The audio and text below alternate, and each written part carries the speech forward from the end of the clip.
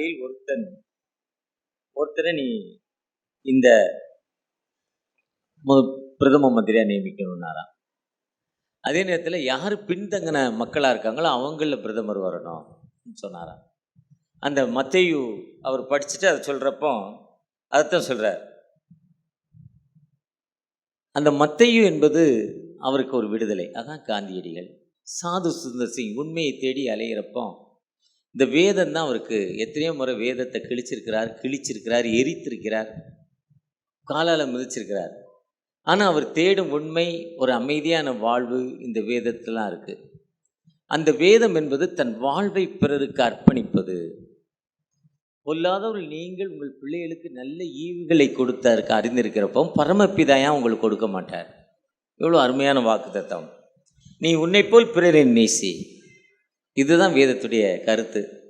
நான் ஒரு தென்னிந்திய திருச்சபை திருநெல்வேலி திருமண்டலத்தில் சாரா டக்கர் காலேஜோட செக்ரட்டரி. அங்கே அரசியல் சூழ்நிலையாய் விரட்டப்படுகிறேன். கவர்மெண்ட் இதில் ஒரு ஜட்ஜி தான் இருக்கணும், நீங்கள் யாருமே லாய்க்கில்லை இன்னும் வெட்டி விட்டுருச்சு. நம்ம யாருமே லாய்க்கில்லைன்னு வெட்டி விட்டுருச்சு. கவர்மெண்ட்டே ஒரு ரிட்டையர்டு ஜட்ஜை போடுறாங்க. ரிட்டையர்டு ஜட்ஜி ஒரு கிறிஸ்தவர் அல்ல, ஒரு நான் கிறிஸ்டின். ஆனால் அவர் சொல்கிறாரு, வேதம் உங்கள்கிட்ட இருக்குங்க, வேதத்தின்படி நீங்கள் யாருமே நடக்கிறது இல்லைங்கிறார். கிறிஸ்டின்ஸ் யாரும் வேதத்தின்படி நீங்கள் நடக்கிறது இல்லை, இது நடந்தீங்கன்னா உங்களுக்கு ஏன் அந்த ஈவுங்கிறார். ஒரு திருமண்டலத்தில் 106 ஐயருங்க லோக்கலில் சண்டை, டைசிஸ் ஆஃபீஸை உடைச்சிட்டாங்க. உடனே எஸ்பிகிட்ட போய் 106 ஐயரும் அங்கி போட்டு போய் நிற்கிறாங்க.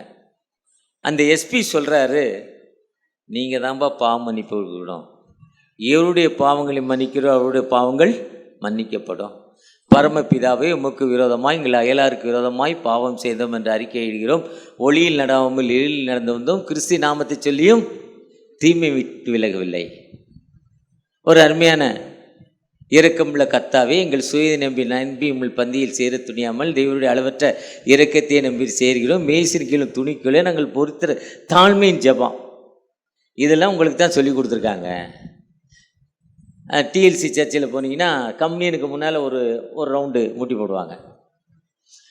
பிதா குமாரன் பரிசுத்த ஆவியினால் உங்கள் பாவங்களை மன்னிக்கிறேன், கிறிஸ்துவின் நாமத்தால் உங்கள் பாவங்களை மன்னிக்கிறேன். பாவம் மன்னிப்பு. பிறகு அந்த ஐயர் மக்களுக்கெல்லாம் பாவம் மன்னிப்பு கொடுத்தோன்னே டிஎல்சி சர்ச்சுக்கு போகிறவங்களுக்கு தெரியும் இன்றைக்கி நடக்கு. ஐயர் பாவம் மன்னிப்பு கொடுத்தோம், உள்ளே இருக்க ஐயர் மாற்றி வெளியே பாவம் மன்னிப்பு வாங்கணும். அதுக்கப்புறம் கம்யூனியன் சர்வீஸ் முடிஞ்ச பிறகு எல்லோரும் முட்டிலே நிற்கணும். உடனே நம்ம ஊரில் வேகமாக எழுந்து போயிடுவோம், சீக்கிரம் முடிஞ்சிடும். இவ்வளோ கூட்டத்துக்கு அவங்களுடைய கம்யூனியன் சர்வீஸ் 2 hours கம்யூனியன் கொடுக்கறதுக்கு மட்டும். ஏன்னா மொத்தமாக இருந்தபோது பிதா குமார் பரிசுத்தாவியால் ஆண்டுடைய சரீரத்தை பெற்றுக்கொண்ட நீங்கள் உலகத்திற்குள் சமாதானத்துட்டு போங்கள், நீங்கள் அமைதியாய் புறப்பட்டு போங்கள் அவரை சொல்லணும். அதுக்கப்புறம் தான் எஞ்சி போகணும். இல்லை பாரம்பரியாக நமக்கு சொல்லி கொடுத்துருக்காங்க, பாவ மன்னிப்பை சொல்லி கொடுத்துருக்குறாங்க. ஆனால் நாம் மன்னிக்கிற மக்களாய் காணப்படுகிறோமா? இன்றைக்கி high court, Madurai high court, sessions court, supreme court கிறிஸ்தவத்துடைய கேஸை பார்த்து ரொம்ப அசிங்கமாக பார்க்குறாங்க. ஒரு காலத்தில் கிறிஸ்தவன ஒரு மரியாதை இருந்துச்சு, இன்றைக்கி இல்லை. காரணம் என்னென்னா, நம்முடைய வேதத்தின்படி நடக்கலை. நம்முடைய வேதம் என் கால்களுக்கு தீபமும் பாதைக்கு வெளிச்சம். கர்த்தருடைய வேதம் குறைவற்றதும் ஆத்துமாவை உயிர்ப்பிக்கிறதுமாய் காணப்படுகிறது. கர்த்தருடைய வேதம் இருபுறமும் கருக்குள்ளப்பட்டமாய் காணப்படுகிறது. இன்றைக்கி மக்கள்கிட்ட இருக்கிற அந்த ஃபெய்த்து எங்களை மாதிரி ஊழியக்காரங்கிட்ட இல்லை. விசுவாசம் குறைஞ்சிட்டு, சண்டை, போட்டி, பொறாமல். ஆனால் இப்படிப்பட்ட காலங்களில் இன்றைக்கி காஸ்பல் எந்த நிலைமையில் போய்கிட்டு இருக்கு? காஸ்பல் வந்ததால் நாம் எப்படி இருக்கிறோம்? இந்த காஸ்பல் வந்ததால் நாம் எப்படி இருக்கிறோம்? எமி கார்மேல் மைக்கேல் அம்மையார் சின்ன வயசில் தூங்கிட்டு இருக்காங்க, நல்லா படுத்து தூங்கிட்டு இருக்காங்க. படுத்து தூங்கிட்டு இருக்கப்போ ஒரு கனவு. ஒரு மலைப்பகுதியில் பிளைண்ட்ஸ், மாற்றுத்திறனாளிகள் நடந்து போகிறாங்க. போகிற வழியில் ஒரு பள்ளம், பெரிய டெப்த்து தெரியல. அதில் ஒருத்தர் விழுந்துட்டார். ஒருத்தர் விழுந்தனா உங்களை தொடர்ச்சியாக வரவங்க ஒருத்தராக விழுவுறாங்க. உடனே ஐயோ காப்பாற்றுங்க, எவ்வளோ பேர் விழுந்துக்கிட்டே இருக்காங்க. பின்னால் ஒரு 100 பேர் வந்துக்கிட்டு இருக்காங்க, ஒரு 20 பேர் 30 பேர் விழுந்துட்டாங்க பள்ளத்தில். ஐயோ காப்பாற்றுங்க, ஐயோ காப்பாற்றுங்கன்னு தூங்கிட்டு இருக்க இந்த எமி கார்மேல் மைக்கேல் அம்மையார் வாலிப வயசில் சத்தம் போடுது.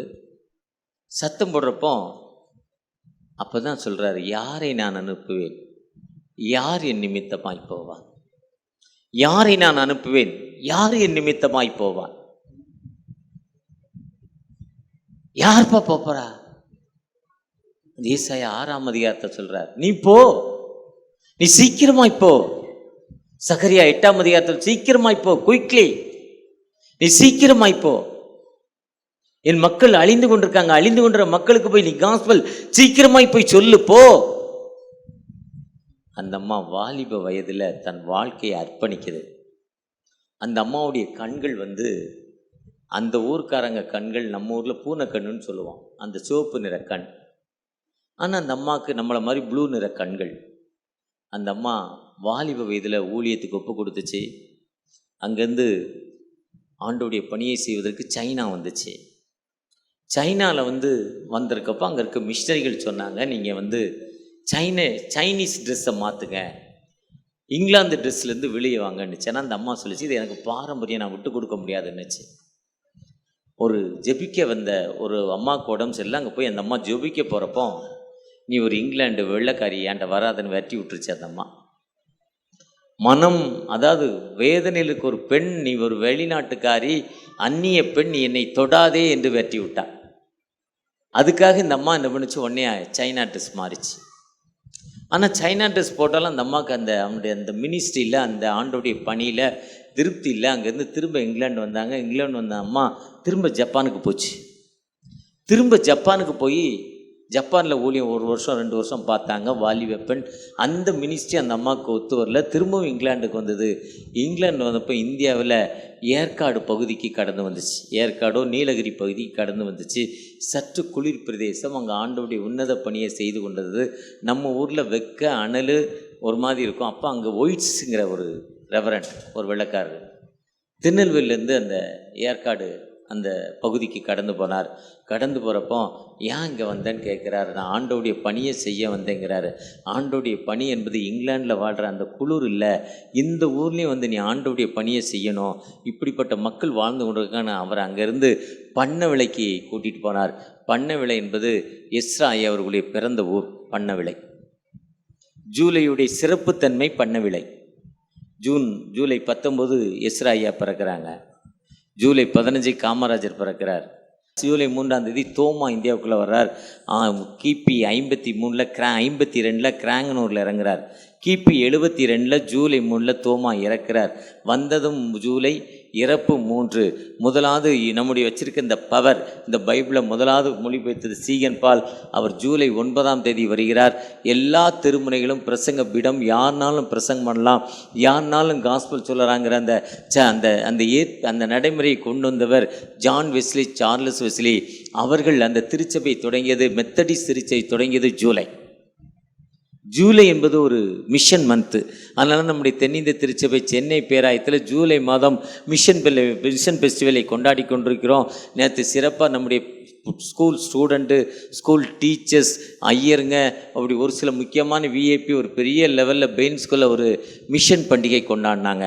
மிஷன் பண்டிகைன்னா, நான் வாங்கும் பணத்தின் மூலம், நான் கொடுக்கும் பணத்தின் மூலம் மிஷனரிகள் தாங்கக்கூடிய ஒரு பண்டிகை. ஜூலை மாதம் முதல் சனிக்கிழமை ஒரு ஸ்கூல் கத்தீட்ரல்லையோ இல்லைன்னா ஏதோ ஒரு ஸ்கூல்லையோ கொண்டாடிட்டு, அதுக்கப்புறம் ஒவ்வொரு மாதமும் ஒவ்வொரு அந்த ஜூலை மாதம் ஒரு வாரத்தில் மிஷன் ஃபெஸ்டிவலை கொண்டாடி அதன் மூலம் வரும் ஒரு வருமானத்தின் மூலம் நம்ம 160 148 மிஷனரிகளுக்கு சம்பளம் கொடுக்குறோம்.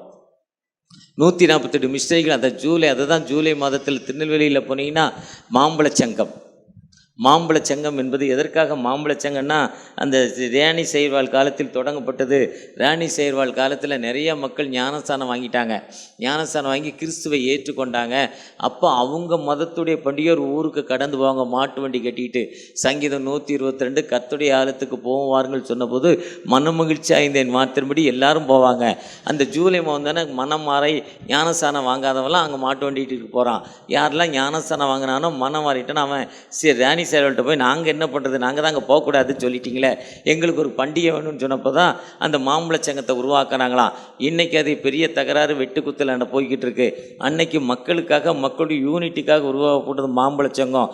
ஒருவேளை அந்த பண்டிகை காலங்கள் உருவாக்கப்பட்டது, அதுதான் ஜூலையோட சிறப்புத்தன்மை. அதுதான் நாமும் ஜூலை மாதம் இப்படிப்பட்ட ஒரு சிறப்பு பண்டிகையோடு கொண்டாடி கொண்டிருக்கிறோம். அந்த அம்மா அங்கே ஏற்காடுக்கு வந்தால் அந்த பண்ண விலை, அந்த எஸ்ரா பிறந்த ஊர் 19 ஜூலை 19 அந்த அம்மாவுக்கும் பண்ண விலையில் கொண்டு விடுறார். அங்கு பொட்டு கட்டி விடப்பட்ட மக்கள், ஒரு பெண்மை அடைந்தவுடன் அவளை கொண்டு ஒரு பொதுவான இடத்துல விட்டுருவாங்க. எந்த மேல் ஜாதி மக்களும் அவளை ஏற்றுக்கொள்ளலாம், எந்த மேல் ஜாதி மக்களும் அவளை டச் பண்ணலாம்.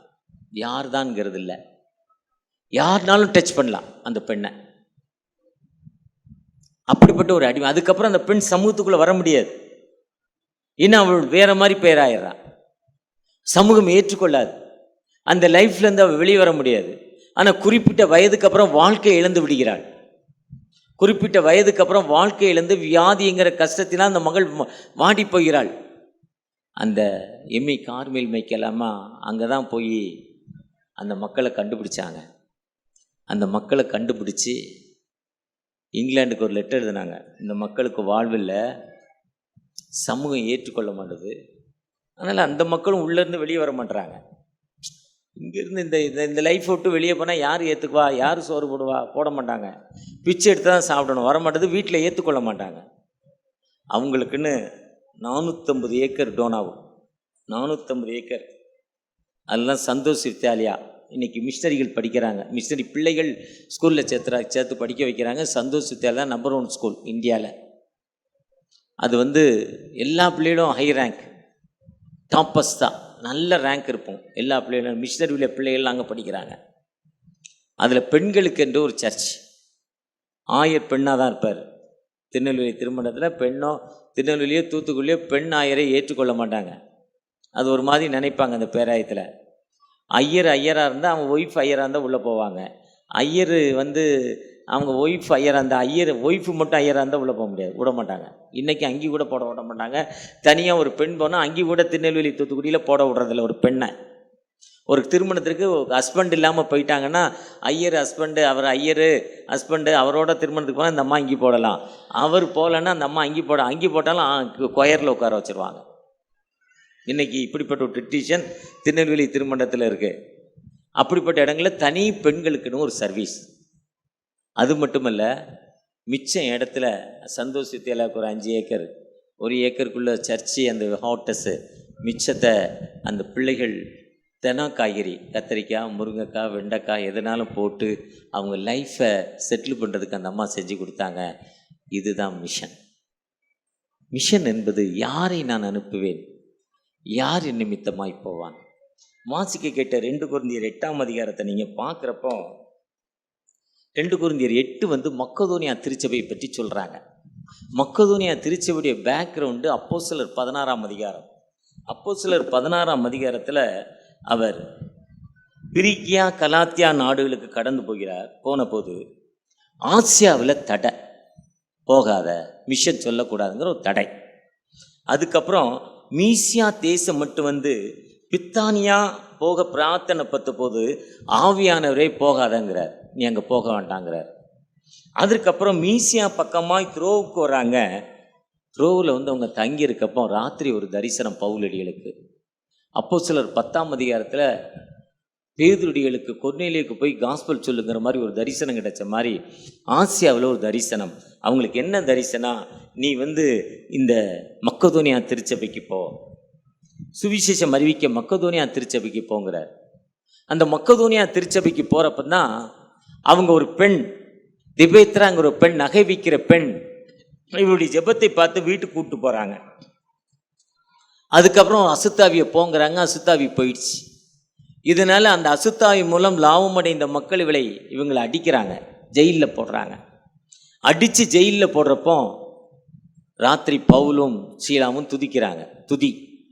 துதிக்கிறப்போ ஜெயில்கள் கதவெல்லாம் உடஞ்சிருச்சு, ஜெயிலெல்லாம் திறந்துட்டு. ஜெயிலெலாம் திறந்த பொழுது அந்த ஜெயிலர் அந்த எஸ்கார்டு அந்த செக்யூரிட்டி தன்னை கொல்வதற்கு முயற்சி பண்ணுறப்போ இல்லை இல்லை நாங்கள் இங்கே தான் இருக்கோம், நீ சாகாதன்னு சொல்கிறார். அப்போ ஆண்டவன்மாரே, நான் என்ன ரட்சிப்பதற்கு என்ன செய்ய போயிட வேண்டும்?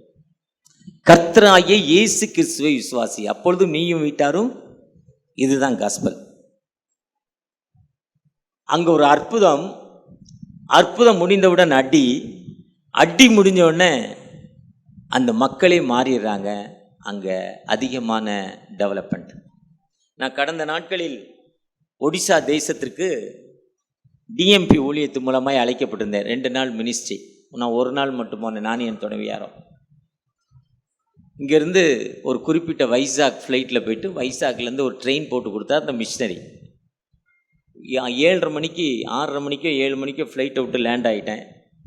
அதுக்கப்புறம் ராத்திரி 11 மணிக்கு ட்ரெயின் வந்து ஒரு 5 மணி நேரத்தில் வரும் ஐயா, ராத்திரி 2 மணிக்கு எங்கள் ஊருக்கு வரும், நான் உங்களை ஸ்டேஷனில் பிக்கப் பண்ணிக்கிறேன்னு சொல்லிட்டார். நான் திங்க் பண்ணேன், 7 மணிலேருந்து 11 மணி வரையும் நம்ம அந்த பட்டணத்தில் இருக்கணும், வைசாக்கில் ரயில்வே ஸ்டேஷனில். அதுக்கப்புறம் ராத்திரி 2 மணிக்கு போய் இறங்கி தூக்கம் கெட்டு போகும். ஒரு கார் எடுத்துக்கிட்டு போனால் வேகமாக போயிடலான்னு இனோவா கார் நானும் என் துணைவியாரும் எடுத்துக்கிட்டு கிளம்பினோம்.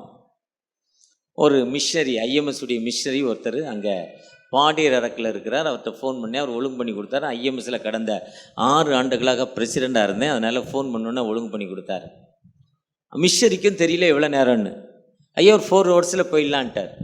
காரில் ஏறி உட்காந்தோடனே டிரைவர் சொல்கிறார், ஐயா 12 மணி நேரம் ட்ராவலுங்கிறார். 300 கிலோமீட்டர் 12 மணி நேரம் ட்ராவலுங்கிறார். 300 கிலோமீட்டர் டிரைவர்கிட்ட சொல்கிறேன்.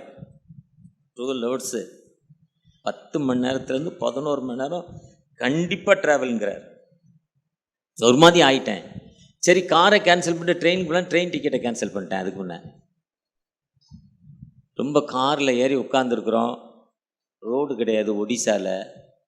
ஊருக்குள்ளே ஒரு ஆள் பள்ளம் ரோடு, ஒரு வீட்டு முன்னால் ஒரு ஆள் பள்ளம். 10 மணிக்கு மேலே ரோட்டில் யாருமே இல்லை.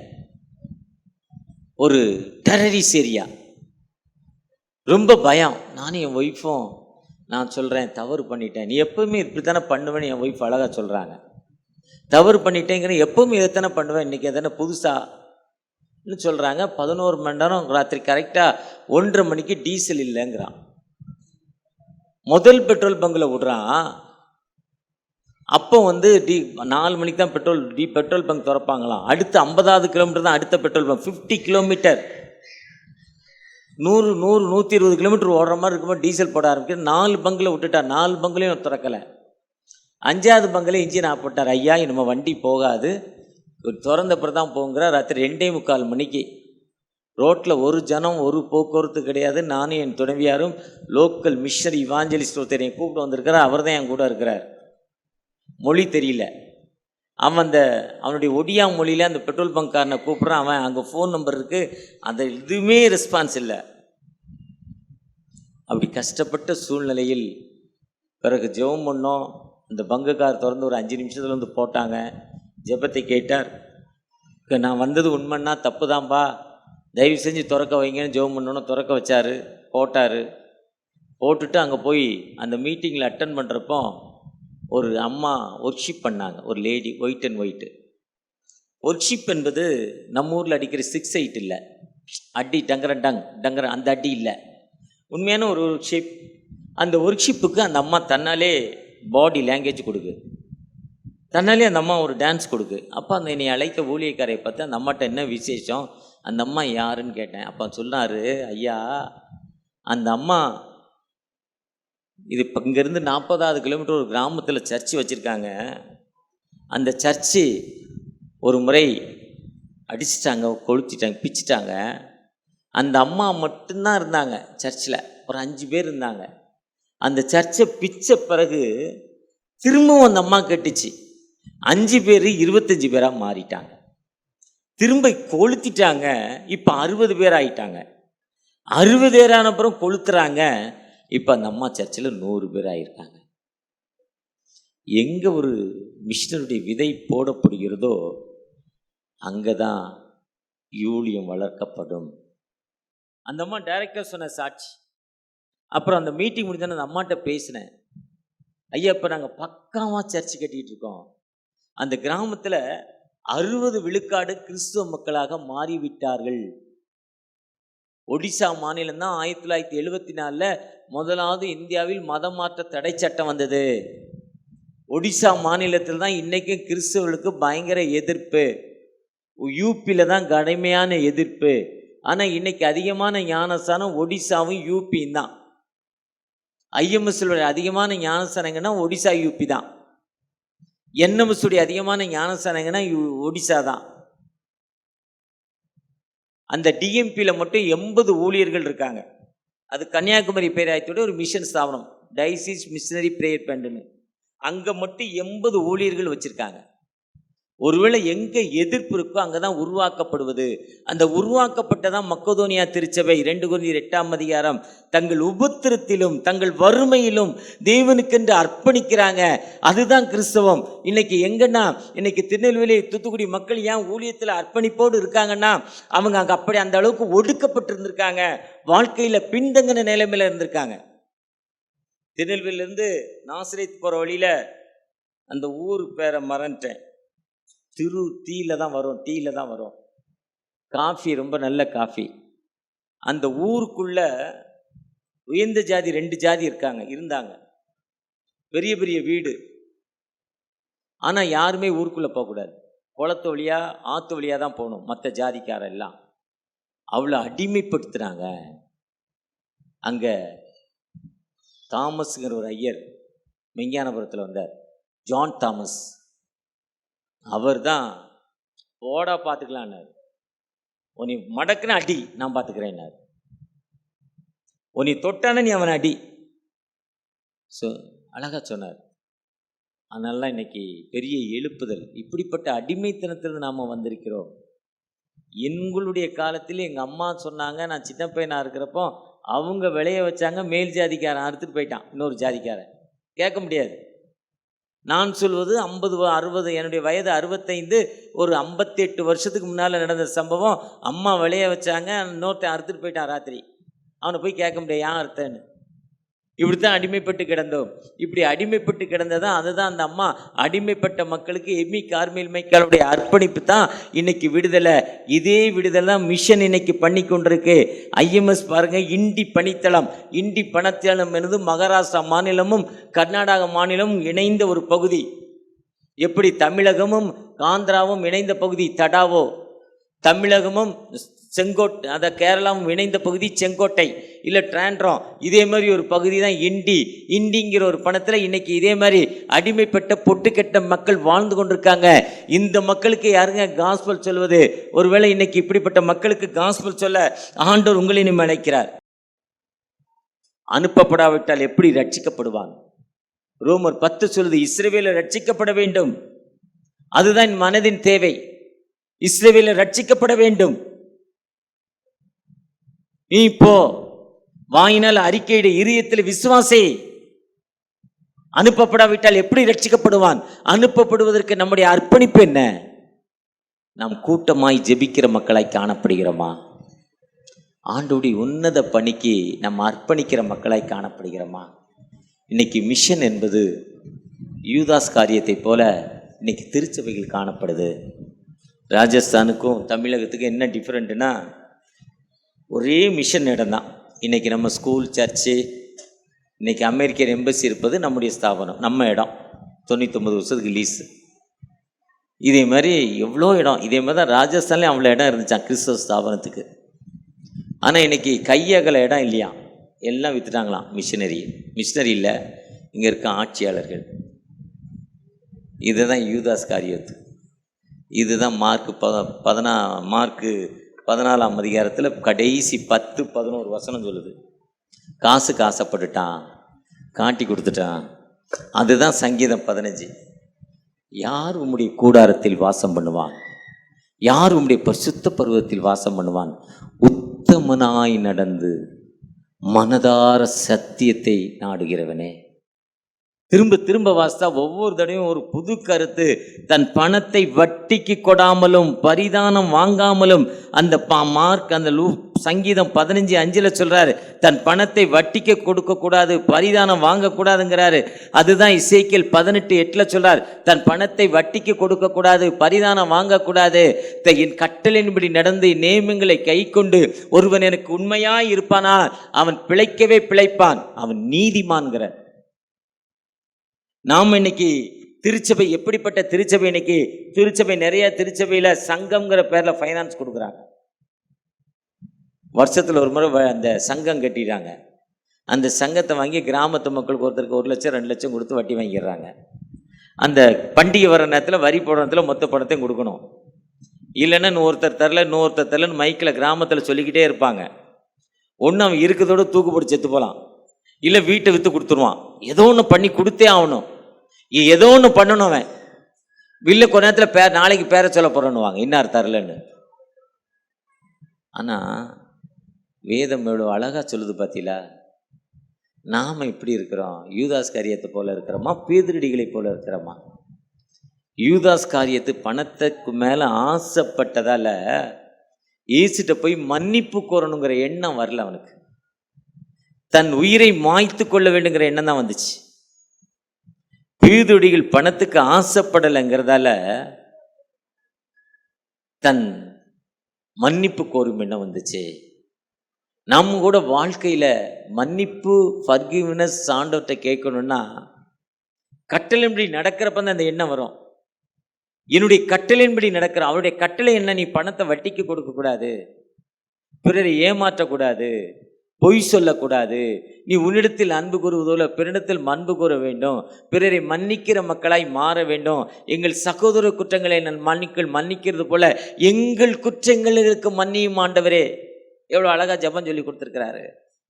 அதுதான் இன்னைக்கு ஆதியாம் 13ஆம் அதிகாரத்தில் அங்கே லோத்துடைய வேலைக்காரருக்கும் ஆபிரகாமுடைய வேலைக்காரருக்கும் பிரச்சனை வந்துச்சு. பிரச்சனை வரப்போ ஆபிரகாம் சொன்னார், தோத்துறோம், வா தோத்துறோம், உனக்கு எனக்கும் வேண்டாம் சண்டை, நம்ம வேலைக்காரனுக்குள்ளே வெட்டிக்கு நிற்கிறான், வேணாம், நீ ஒரு பக்கம் போ, நான் ஒரு பக்கம் போனேன், நீ you are going south, I am going to north, எங்கே போகிற நீ, உனக்கு எந்த இடம் வேணும், உனக்கு வேணுங்கிறத எடுத்துகிட்டு மிச்சத்தை கொடு. நம்ம இன்னைக்கு அப்படி இருக்கிறோமா? இல்லைன்னா நான் உருவாக்குனேன், எனக்கு இதை கொடுத்துரு, நான் தான் உருவாக்குனேன், எனக்கு இதை கொடு, நீ சும்மா தான் இருந்த, நீ இதை வச்சுக்கோ. 2 பேருக்கு சண்டை வந்து 2 பேரும் சம்பாதிச்சில் 50 இல்லை 60 75% கோர்ட்டில் செலவு பண்ணிக்கிட்டு இருக்கோம். ஆனால் அந்த விட்டு கொடுக்குற தன்மை, உனக்கு என்ன வேணுமோ பார்த்தாரு. உடனே லோத்து அப்படி கண்ணேறிட்டு பார்க்குறார், அப்படி சுற்றி பார்க்குறாரு. சுற்றி பார்க்குறப்போ எங்கே பசுமை, எங்கே தண்ணி, எங்கே நீர்வளம் இருக்கோ அந்த இடத்த பார்க்குறாரு. அந்த இடத்த பார்த்து அந்த இடத்துக்கு தோத்திரம் போயிட்டு வந்துட்டார். போன பிறகு தான் ஆண்டவர் சொன்னார், super, you R A super fine நினச்சிட்டு நீ தெற்க வடக்கத்தை எவ்வளோ தூரம் பார்க்க, உன்னால எவ்வளோ தூரம் பார்க்க முடியும் பாருன்னார். எவ்வளோ தூரம் நடக்க முடியும் நடனார், அதுக்கெல்லாம் உனக்கு தருவேன்ட்டார். இதுதான் ஆண்டோடைய கட்டளை.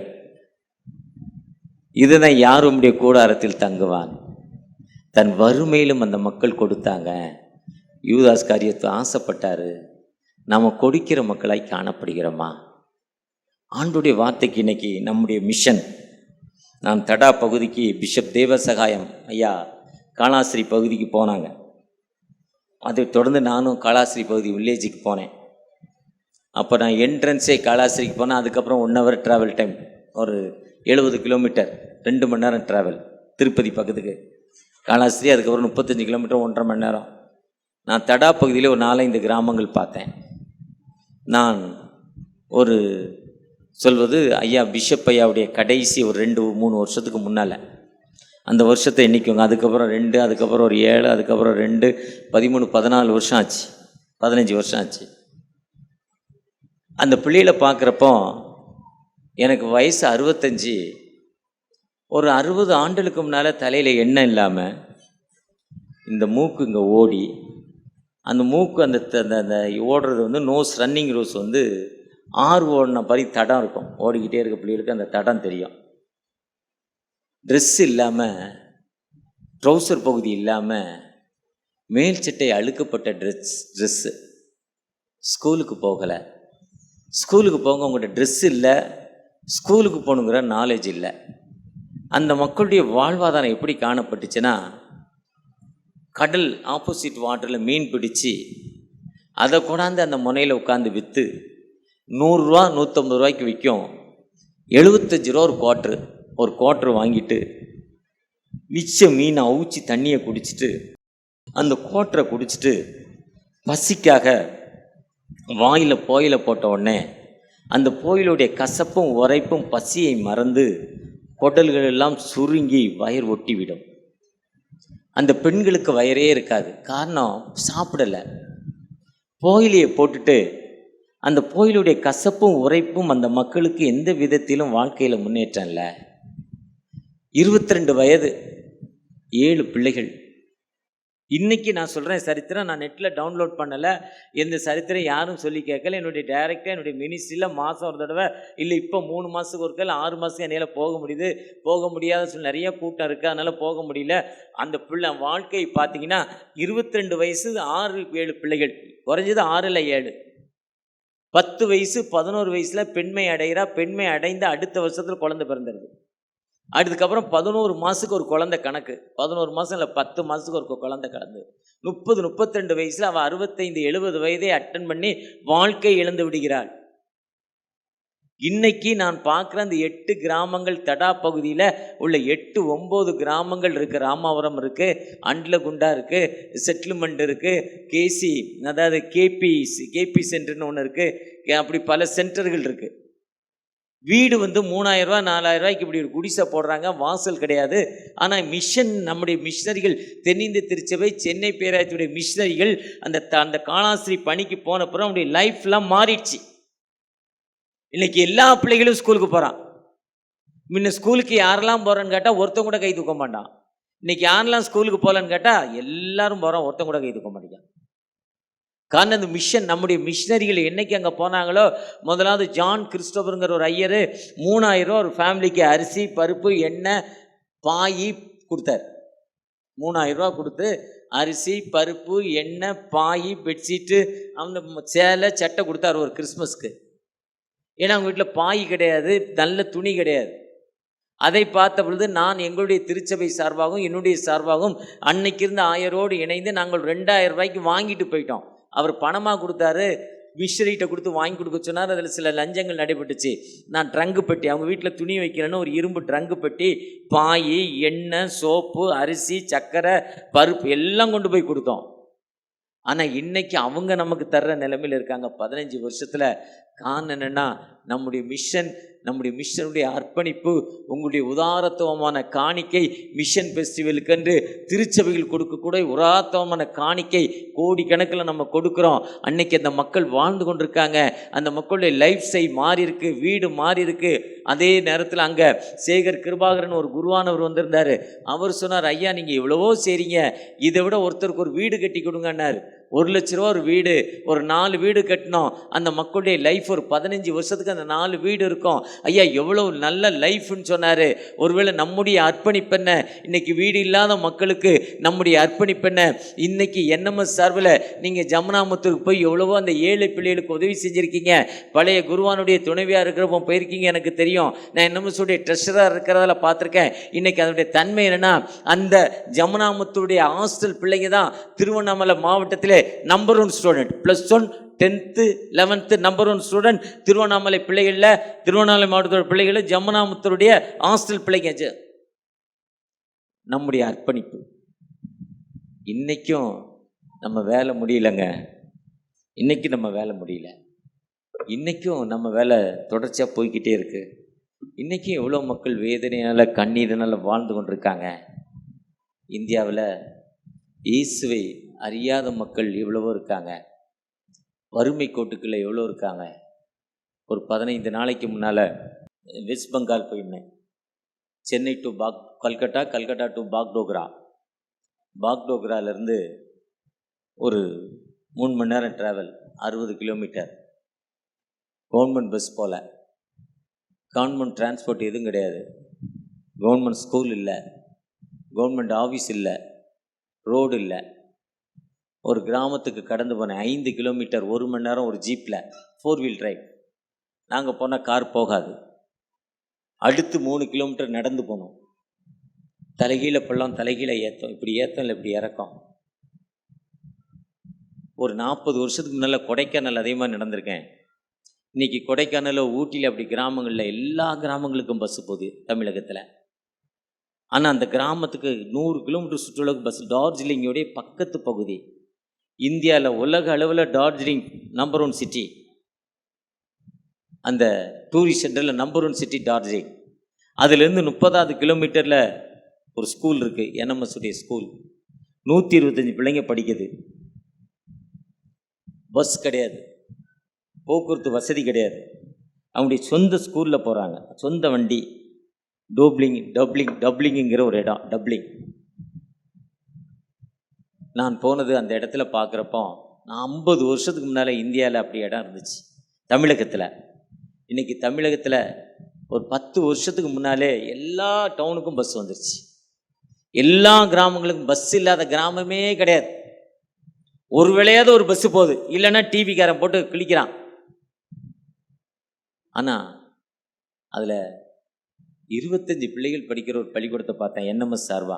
வெறும் 25 பிள்ளைங்க, 2.5 மணி நேரம் நடந்து வருது. 1லேருந்து 5 வரையும் தான் அங்கே இருக்குது, 5th ஸ்டாண்டர்ட் வரையும். அதுக்கப்புறம் டோப்ளிங்கில் கொண்டே சேர்த்துட்றோம்.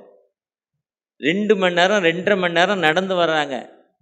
அவங்க சைக்கிள்லேயோ பைக்கிலேயோ கார்லேயோ வர முடியாது, வர்றதுக்கான ரோடு இல்லை. அவங்க பைக்கே வாங்கி கொடுத்தாலும் இல்லை ஒரு வேனே வாங்கி கொடுத்தாலும் அந்த வேன் அந்த இடத்துக்கு வராது, நடந்து தான் வரணும். பாம்போடைய தொல்லை ஜாஸ்தி இருக்குமா, ஸ்னேக்கோடைய தொல்லை ரொம்ப அதிகமாக இருக்கும். வெறும் 25 பிள்ளைங்க படிக்க. 25 பிள்ளைகளில் ஒரு அம்மா 7 பிள்ளைகள் வச்சுருக்கு. ஹோம் ஸ்டேன்னு வச்சுருக்காங்க. ஹோம் ஸ்டேன்னா அங்கே இருக்கவங்க அங்கே போய் தங்குறாங்க, லாட்ஜி மாதிரி. அந்த ஹோம் ஸ்டேயில் 4 ரூம் வச்சுருக்கு. 2 ரூம் வாடகைக்கு கொடுத்து 2 ரூம் இந்த பிள்ளைகளை தங்க வைக்குது. 2 ரூம்லேருந்து வர்ற வாடகையிலேருந்து இந்த பிள்ளைகளுக்கு உணவு கொடுக்கு. இந்த 7 பிள்ளைகளுக்கும் பெற்றோர்கள் கிடையாது. ஒன்று அந்த குளிர் பிரதேசம், மலை பிரதேசம், அந்த பெண் இன்னொரு ஆணோடு போயிட்டா, இல்லை இந்த ஆண் இன்னொரு பெண்ணோடு போயிட்டான். அவர்கள் உடல் பசியை தேடி போயிட்டாங்க. அவர்கள் பெற்ற பிள்ளைகள் ரோட்டில் நிற்க, அந்த பிள்ளைகளுக்கு உணவு கொடுக்க ஆள் இல்லை. இல்லை தாயும் தகப்பனும் இறந்துட்டாங்க, அங்கே இருக்க விஷப்பூச்சிகளால் தாக்கப்பட்டு இறந்துருக்காங்க. அந்த பிள்ளைகளுக்கு உணவு கொடுக்க ஆள் இல்லை. அந்த பிள்ளைகளுக்கு கல்வி செல்வம் இல்லை. கல்வி இல்லாதால அந்த பிள்ளைகள் வீட்டு வேலை, ஹோம் ஒர்க்குக்கு போகுது, வேலைக்கு கூட்டிகிட்டு போகிறாங்க. கூட்டிகிட்டு போய் பாலியல் தொழிலில் ஈடுபட்டு அந்த பிள்ளைகளுடைய லைஃபே மாறிடுது. அந்த பிள்ளையோட சின்ன வயசில் எய்ட்ஸ் செத்து போகுது. எந்த விதத்திலும் அடிப்படை வசதி இல்லாமல் நான் போன 10-15 நாளைக்கு முன்னால் நானும் என் துணைவியாரும் NMS உடைய ஜெனரல் செக்ரட்டரி அப்படியே துணைவியார் 2 மிஷனரிகளோடு கடந்து பார்த்தோம். என் இந்தியாவில் இப்படிப்பட்ட மக்கள் வாழ்ந்து கொண்டிருக்காங்க. இந்த மக்களுக்கு நம்ம அர்ப்பணிப்பென மக்கதுனியா திருச்சபை மக்கள் இதே மாதிரி அடிமைப்பட்டு கிடந்தாங்க. தன் வறுமையிலும் உதாரத்துவமாய் கொடுத்தார்கள். அந்த பெவுலடிகளும் ஷீலாவாங்க போய் பணி செய்த பொழுது அர்ப்பணிப்பு கிடைச்சது. நம்முடைய அர்ப்பணிப்பு என்ன? அடுத்த வாரம் மிஷன் ஃபெஸ்டிவல். பணம் இருக்கவங்களாம் பிரியாணி வாங்கி சாப்பிடுவோம், பணம் இல்லாதவங்களாம் உள்ளே உட்காந்துருப்போம். பணம் இருக்கவங்களாம் வெளியே சிக்கன் 65 வாங்கி சாப்பிடுவோம், பணம் இல்லாதவங்களாம் உள்ளே உட்காந்துருப்போம். சேலில் மட்டும் இல்லைங்க, நீங்கள் மிஷனுக்காக ஜெபிங்க. நீங்கள் ஜெபிக்கிறப்ப அந்த மக்கள் கொடுக்குறாங்க காணிக்க, அவங்களே ஊழியத்துக்கு கொடுக்குறாங்க. சொத்துக்களை அந்த ஸ்கூல் சொல்கிறேன்ல, அந்த ஸ்கூல் 89 வயது பெரியவர் 50 சென்ட் இடத்த கொடுத்திருக்கிறார். அவர் கிறிஸ்தவர் அல்ல, புத்த மதத்தை சேர்ந்தவர். 6 அடி உயரம் உள்ளவர், 3.25 அடி ஆயிருக்கார். கூனி குறுகி ஒரு குச்சியோட ஸ்டிக்ல தான் நடக்கிறார். ஏன்னா என்னுடைய பிள்ளைகள் கல்வி இல்லாமல், என் பிள்ளைகள் அடிமைப்பட்டு கெட்ட வழியில் போய்கொண்டிருக்காங்க. இந்த பிள்ளைகளுக்கு யார் லைஃப் கொடுப்பது என்று NMS உடைய இடத்தை 50 சென்ட் இடத்தை எழுதி கொடுத்துருக்கிறார். ஆனால் NMS உடைய பரிதாபமான நிலைமைன்னா அந்த பேரில், அந்த NMS பேரில் மாற்றுறது கூட பணம் இல்லாமல் NMS இருக்குது. நேஷ்னல் மிஷனரி சொசைட்டி ஆஃப் இந்தியாவுடைய தாழ்மை நிலைமை என்னென்னா, அந்த 50 சென்ட்டை NMS பேரில் மாற்றினா ஒரு 2 லட்ச ரூபா வேணும். அந்த பணம் அவங்ககிட்ட இல்லை. அதில் ஒரு பில்டிங் போட ஒரு 2 லட்ச ரூபா வேணும், அந்த பணம் அவங்ககிட்ட இல்லை. இன்னும் 50 பிள்ளைகளுங்குது. அதில் கொஞ்சம் வசதி பண்ணி கொஞ்சம் தூரம் வண்டி வர அளவுக்கு வேன் கொடுத்துட்டோன்னா 100-150 பிள்ளைகள், அந்த பிள்ளையுடைய லைஃப் மாறாது. இதே தான் இங்கிருந்து உங்களுக்கு 1 மணி நேரம் தடா. அங்கே 4-5 மிஷனரி, அன்பு, செல்லப்பிரதாப், டேவிட்டு, இங்கே மிஷனரி இருந்தார் பிரபுதாஸ், என் கூட வருவார். இந்த மிஷனரி சொன்னால் இந்த தடா பகுதியை போய் பாருங்கள், அந்த கிராமங்களை பாருங்கள். அதனுடைய இன்றைக்கி அந்த பகுதியில் ஒரு ஹாஸ்டல், உங்கள் சர்ச் சார்பு, அதில் தூய மத்திய சாலை சார்பில் ஒரு ஹாஸ்டல் ஆரம்பிச்சிங்கன்னா அந்த பகுதி நிச்சயமாக உங்களால் முடியும். ஒரு பிள்ளைக்கு ஒரு மாதத்திற்கு 1000 ரூபா தான். நீங்கள் வச்சுருக்கிற ஃபில்டிங் பண்டில் ஒரு பில்டிங்கை இடத்த வாங்கி கட்டுங்க. நீங்கள் சேர்த்து வைப்பீங்க, அடுத்த செக்ரட்டரி அடிச்சுட்டு போயிடுவார். நீங்கள் சேர்த்து வைப்பீங்க, அடுத்த ஐயர் அடிச்சுட்டு போயிடுவார். என் அனுபவத்தில் சொல்கிறேன். ஒருத்தன் சேர்த்து வைப்போம், ஒருத்தன் சாப்பிட்டு போயிடுவான். ஏதோ ஒரு கணக்கில் இருக்கிற வரை நம்முடைய அர்ப்பணிப்பு என்ன?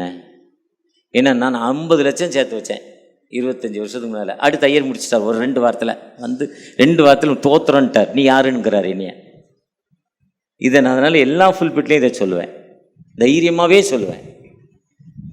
அதனால் நம்முடைய திருச்சபையின் சார்பில் ஒரு பிள்ளைக்கு 1000 ரூபா, ஒரு ஏழை பிள்ளைக்கு படிப்பது, அவன் படித்து +2 முடித்து BA முடிச்சிட்டானா இன்ஸ்பெக்டர், ஒரு தாசில்தார், கொஞ்சம் நல்லா படிச்சானா IAS IPS, இன்னும் கொஞ்சம் நல்லா படிச்சானா இந்திய தேசத்துடைய ஜனாதிபதி. அவன் தான் இந்திய தேசத்துடைய பிரதமர் மந்திரி. நம்ம திருச்சபையிலிருந்து கொடுக்கப்பட்ட காணிக்கை மூலம்.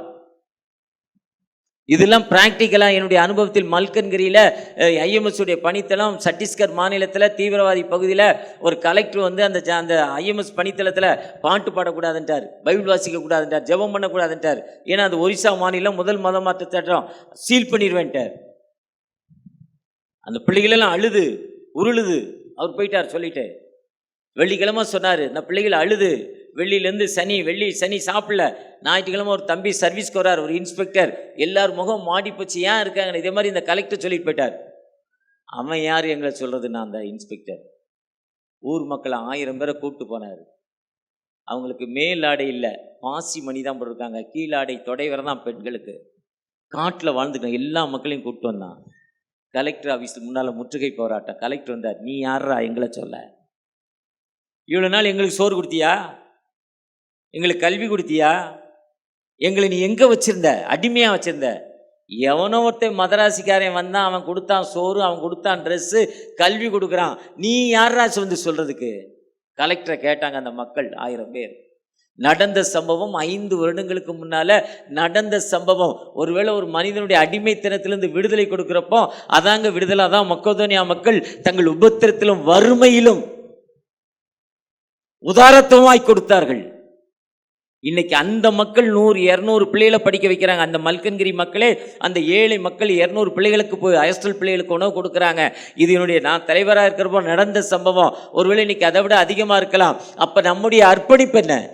அந்த அர்ப்பணிப்போடு ஜெபத்தோடு நீங்கள் குழுக்களாக சேர்ந்து NMSஐக்காக, IMSக்காக, FMBVக்காக, விஸ்வானிக்காக, ஷாலம் மினிஸ்ட்ரிக்காக, ஜேம்ஸ் மினிஸ்ட்ரிக்காக, IMMக்காக, இன்னும் எவ்வளோ மிஷன் ஸ்தாபனம் இருக்குது, யூத் பிளெஸிங்காக இங்கே ஜெபிங்க. 1200 ஆத்தரைஸ் மிஷனரி ஸ்தாபனம் இருக்குது. நம்முடைய ஜெபத்தில் தான் அந்த மிஷனரிகள் அந்த அர்ப்பணிப்போடு இருக்காங்க. அந்த மிஷனரிகள் அர்ப்பணிப்போடு இருக்க அந்த மிஷனரிகளுக்கு அவங்க கேட்பது நம்முடைய ப்ரேயர், நம்முடைய ஜெபம், நம்முடைய அர்ப்பணிப்பு. அந்த அர்ப்பணிப்பில் நம்முடைய அர்ப்பணிப்பு என்ன? ஒருவேளை அந்த அர்ப்பணிப்போடு இந்த மிஷன் சண்டைக்கு முன்னால் நம்முடைய அர்ப்பணிப்பு, நம்முடைய ஆரம்ப நாளில் நம்முடைய அர்ப்பணிப்பு என்ன? ஆண்டவரை நோக்கி பார்ப்போமா? நீர் வானிலும் பூவிலும் மேலான நாமம் தகப்பன, பாவத்திலே மாளும் பாவியை மீட்க வந்த நாமம் தகப்பன. ஒரு விசைக்கூட ஒரு குடும்பமானது இப்படி ஜெபித்து கொண்டிருக்காங்க. நாங்களே வறுமை கோட்டு கீழே இருக்கிறோம், வீட்டிற்கு வாங்கின லோன் கட்ட முடியாத நிலைமையில் இருக்கிறோம், பல வருஷங்கள் ஆச்சு, வீடு ஜப்திக்கு வர நிலைமையில் இருக்கிறோம். நாங்கள் எங்கே மிஷனுக்கு கொடுப்பது? ஒருவேளை அந்த மிஷனுக்கு கொடுப்பதென்றால் என்னுடைய கடன் பிரச்சனை மாற்றப்பட வேண்டும். எனக்கு ஒரு இடத்துலேருந்து வர வேண்டிய அந்த பணம் பல வருஷமாக ஏமாத்துறாங்க. அந்த பணம் வருமாயின் நான் உங்களுடைய ஊழியத்துக்கு அர்ப்பணிக்கிறேன்னு ஒரு குடும்பம் ஜெபித்து கொண்டிருக்காங்கப்பா. உன் ஜெபத்தை கேட்டேன், உன் விண்ணப்பத்தை கேட்டேன், உன் கண்ணீரை கண்டேன், உன் துக்க நாட்கள் முடிந்து போச்சுன்னு சொல்லிங்கல்லப்பா. ஒரு விசை கூட மனமறிங்க அந்த குடும்பத்துடைய ஜெபத்திற்காக தகப்பன. ஒரு விசை கூட யாக்கோபு கோலும் தடிமாய் போகிறப்போ என்னை இந்த தேசத்திற்கு வர பண்ணுவீரானால், என்னை பாதுகாப்பீரானால், எனக்கு உண்ண உணவும் உடையும் கொடுப்பீரானால் உமக்கு தசமபாகம் கொடுக்கிறேன் என்று ஒரு யாக்கோபு ஜெபித்ததைப் போல ஒரு ஏழை மனிதன், கூலி வேலை செய்கிற ஒரு சகோதரன் ஜெபித்து கொண்டிருக்காங்க. என்னுடைய இந்த முடியலப்பா, என்னையால் மூட்டை தூக்க முடியல, பெட்டி தூக்க முடியல, சைக்கிள் ஓட்ட முடியல, ரிச்சா ஓட்ட முடியல, கண்ணீரான வாழ்வில் கால் வலி தகப்பனே, எனக்கு இந்த ரிச்சா ஓட்டுறதுலேருந்து ஒரு விடுதலை தந்து என் வாழ்வை என் பிள்ளைகள் படிப்பதற்கு ஒரு முன்னேற்றமான பாதை கிடைக்குமாயின் நான் உமக்கு தசமாக கொடுக்குறேன். ஏழை பிள்ளைகளை படிக்க வைக்க 1000 ரூபாய் கணக்கில் ஒரு 4 பிள்ளைகளுக்கு நான் கொடுக்குறேன், என்னையால் நான் கொடுக்குறேன்னு ஒப்பு கொடுத்து ஜெபிக்கிற அந்த அன்பு சகோதரனுக்காக ஆண்டவர் உன் ஜெபத்தை கேட்டு உனக்கு விடுதலை கொடுக்கும் ஆண்டவர். கூப்பிட்ட நாளிலே உத்தரவு கொடுத்துன்னு சொல்றாங்க. கூப்பிட்ட நாளிலே செவி கொடுத்த ஆண்டவர், அந்த ஆண்டவர் நம்மோடு கடந்து வந்திருக்கிறார். ஒருவேளை நீர் அமைதியின் அரசர் அல்லவா, சமாதானத்தின் அரசர் அல்லவா, அந்த அமைதி சமாதானம் எங்க குடும்பத்தில் இல்லை. என் மனைவிக்கு ஒரு விதமான வியாதி தகப்பனே, 50 வயதுல வியாதியாயிருக்க என் மகளுக்கு, என் மனைவிக்கு ஒரு விடுதலை கிடைக்காதா? வாலிப மகன் வாலிப மகள் திருமணத்தின் கண்டிஷன்ல என் மனைவிக்கு உடம்பு சரியில்லை, என் மனைவிக்கு அந்த விடுதலை இன்னைக்கே, அந்த அனுக்கிரக நாள் இன்னைக்கே, ரட்சினை நாள், என் மகளுக்கு என் மனைவிக்கு ஒரு விடுதலை கிடைக்குமாயின் அந்த ஹாஸ்பிட்டலுக்குரிய செலவை உம்முடைய ஊழியத்திற்கு தகப்பனே, திருச்சபை மூலமாக திருச்சபையின் சார்பாக நடக்கிற மிஷன் ஊழியத்திற்கோ NMS ஊழியத்திற்கோ நான் கொடுக்கிறேன்ப்பா. ஒரு விஷயம் கூட அர்ப்பணிப்போடு நான் ஜெபிக்கிறேன். என் ஜெபத்தை கேட்டு என்னை நோக்கி கூப்பிடு, அப்பொழுது நீ அறியாதும் எட்டாதுமான பெரிய காரியங்களை செய்வேன் சொன்னீங்களே, அந்த விடுதலை, அந்த அர்ப்பணிப்பு எனக்கு தாங்க தகப்பனே என்று ஏக்கத்தோடு ஜெபிக்கிற அந்த சகோதரனுடைய ஜெபத்திற்காக நன்றி நன்றி நன்றி தகப்பனே. என்னுடைய இளம் வயதின் பாவம் தகப்பனே, இன்னைக்கு முதிர் வயதில் நான் குடிச்சதால, அதாவது கெட்ட பழக்கங்கள் இருந்ததால இன்னைக்கு இப்படி வியாதி, முடியாத நிலைமை, எனக்கு ஒரு விடுதலை கிடைக்காதா? சகைவை போல வந்து நிற்கிறேன். சகையை போல என் சொத்துக்களில் சரிபாதியை ஏழைக்கு கொடுக்கிறேன், யாற்றையாவது அநியாயமா வாங்கிந்தா 4 லட்சத்தையா திரும்ப கொடுக்கிறேன்னு சகையை ஜெபித்த பொழுது ஒரு ஜெபத்தின் விடுதலை கேட்டு விடுதலை கொடுத்தீங்க. அந்த விடுதலை இன்றைக்கு இந்த வீட்டிற்கு ரட்சிப்பு வந்தது. இவனும் ஆபிரகாமின் குமார் என்று என் சத்தத்தை என் காதுல கேட்கிறேன்பா. ஒரு விசை கூட அந்த சகைக்கு கிடைத்த விடுதலை எனக்கு கிடைச்சிருக்குப்பா. நான் அடுத்த வாரத்தில் இந்த ஊழியத்தில் என்னுடைய திருச்சபை ஊழியத்தோடு இணைந்து வில்லேஜ் மினிஸ்ட்ரிக்கு அர்ப்பணிப்போடு கடந்து போறேன்.